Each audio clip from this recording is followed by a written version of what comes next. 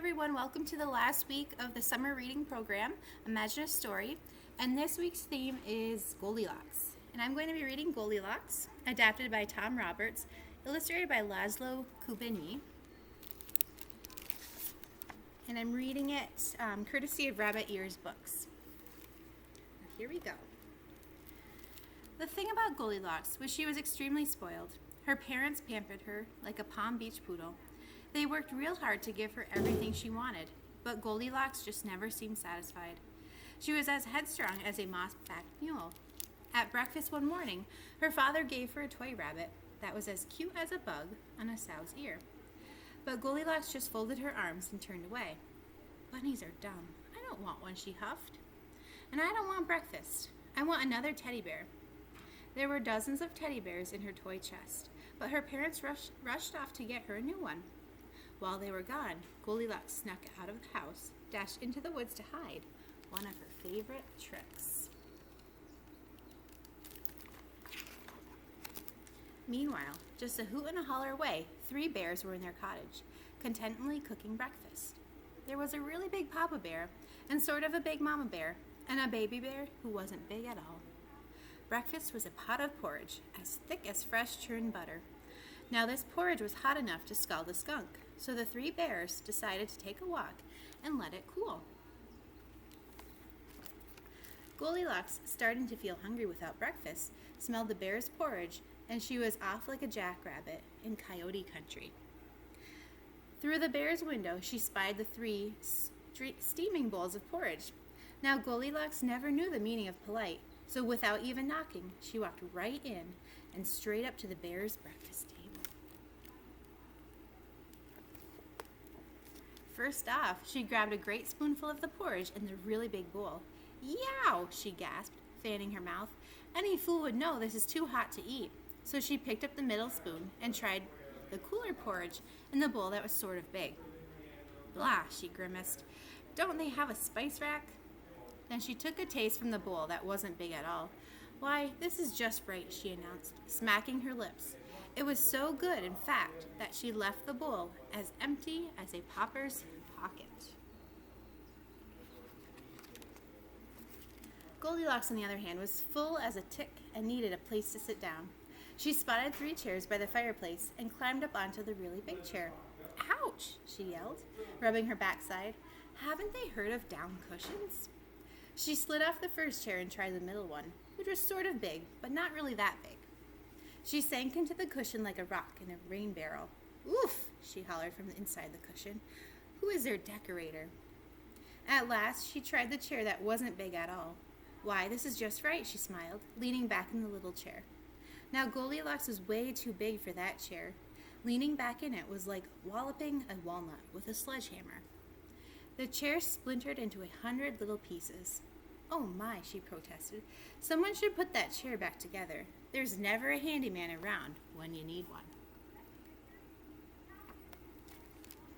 After all this exertion, Goldilocks felt downright drowsy. She had always told her mother that she didn't need a nap, but just now Goldilocks would not protest a rest. So she climbed the stairs, found the bear's bedroom, and pulled herself up onto the first bed, which was really big. Too high, worried Goldilocks, peering over the edge. And the sheets don't even match. She let herself down, pulling a pillow with her, and walked to the middle bed, which was sort of big, but not as tall as the first. She tried that one. No way, she complained. This is like lying on jello.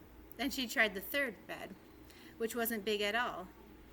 Goldilocks pronounced the little bear's bed just right. It was so comfortable, in fact, that in no time at all, she slipped sleepily into slumberland. Pretty soon, the 3 bears came back from their walk. The Papa Bear promptly saw the spoon in his really big bowl of porridge. Someone's been eating my porridge, he scowled. Just then, the Mama Bear noticed that her spoon was in the bowl that was sort of big. My goodness, she fretted. Someone's been eating my porridge, too. They both turned to see the baby bear staring teary-eyed at his bowl, which wasn't big at all, but was completely empty. Someone's been eating my porridge, he sniffed, and there's none left for me. The Papa Bear was puzzled. He needed to think. He went to sit down in his really big chair, but he noticed that his favorite cushion had been moved. "Someone's been sitting in my chair," he grumbled. The mama bear turned and saw that the cushion on her chair, which was sort of big, but not really that big, was nearly folded in half. "Someone's been sitting in my chair too," she groused. They turned to see the baby bear crying over a pile of wood chips. "Someone's been sitting in my chair," he sobbed, "and it's all smashed to pieces." By now, the papa bear began to sniff around for the intruder. Cautiously, he climbed the stairs to the bedroom. There he spied his pillow on the floor next to the really big bed. "Someone's been sleeping in my bed," he growled. The mama bear was mighty concerned when she saw the quilt all crumpled up on her bed, which was sort of big, but not as tall as Papa Bear's bed. "Someone's been sleeping in my bed too," she moaned. They turned to see the baby bear with his mouth agape, pointing at his bed, which wasn't big at all. "Someone's been sleeping in my bed," he wailed, "and she's still there." Sure enough, there was Goldilocks, curled up in the little bed like a tuckered-out terrier.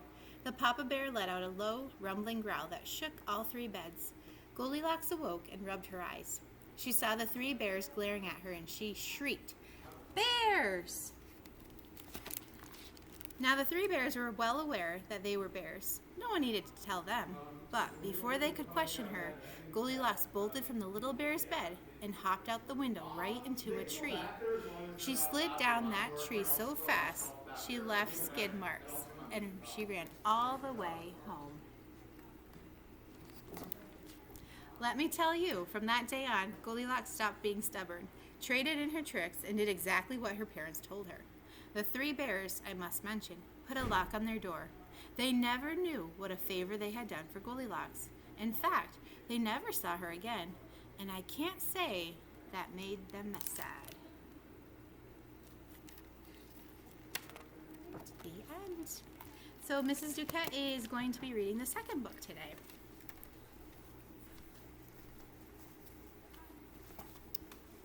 Hi, boys and girls. Our last book today is called Goldilocks and the Three Dinosaurs, retold by Mo Willems. And we're reading this courtesy of Balzer and Bray, an imprint of HarperCollins Publishers.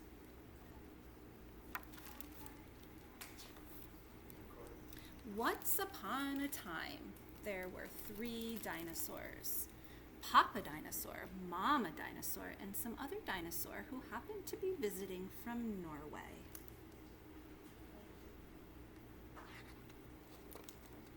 One day, for no particular reason, the three dinosaurs made up their beds, positioned their chairs just so, and cooked 3 bowls of delicious chocolate pudding at varying temperatures.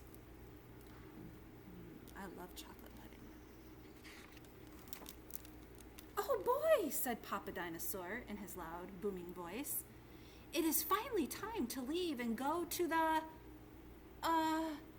someplace else?" "Yes," continued Mama Dinosaur. "I sure hope no innocent little succulent child happens by our unlocked home while we are, someplace else."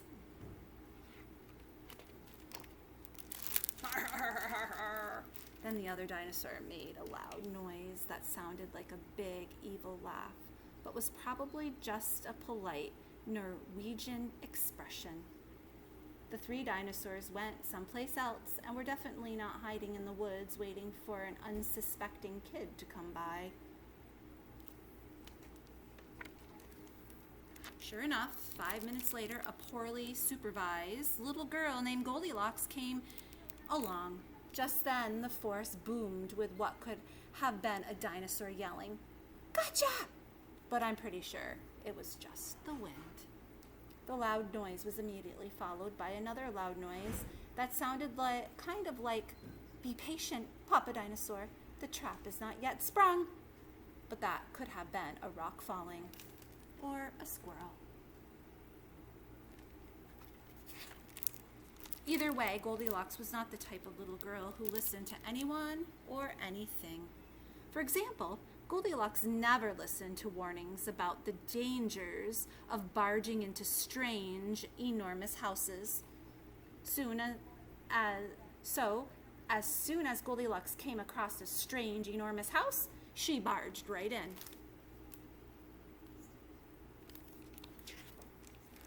Inside, Goldilocks immediately smelled the 3 bowls of delicious chocolate pudding. Said Goldilocks. That chocolate pudding smells delicious. If only I could get all the way up to the top of that counter. Then Goldilocks noticed a very tall ladder that just happened to be there and certainly wasn't left on purpose. Goldilocks climbed up the ladder and found herself face to face with 3 gigantic bowls of chocolate pudding. The first bowl of chocolate pudding was too hot, but Goldilocks ate it all anyway because, hey, it's chocolate pudding, right?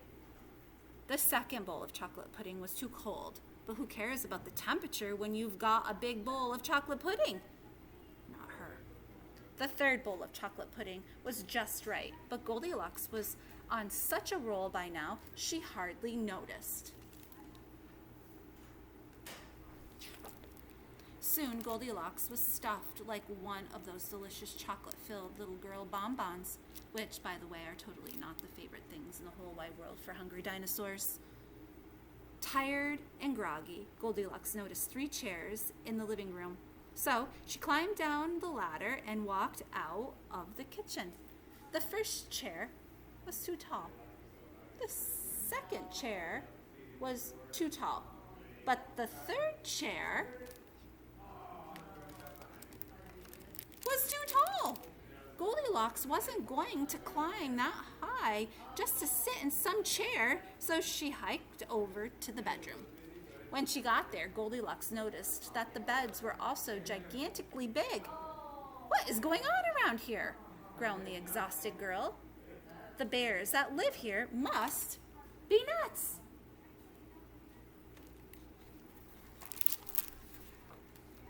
Just then, the room filled with a loud, booming noise that was either a passing truck or a dinosaur gloating. "A few more minutes and she'll be asleep. Delicious chocolate-filled little girl bonbons are yummier when they're rested." Even a little girl who never listens to anyone or anything had to hear that.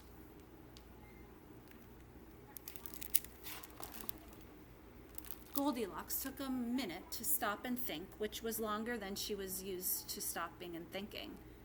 "Hey," she told herself, "this is some bear's house. This is some dinosaur's house." Say what you like about Goldilocks, but she was no fool. As quickly as she could, she ran to the back door and got out of there.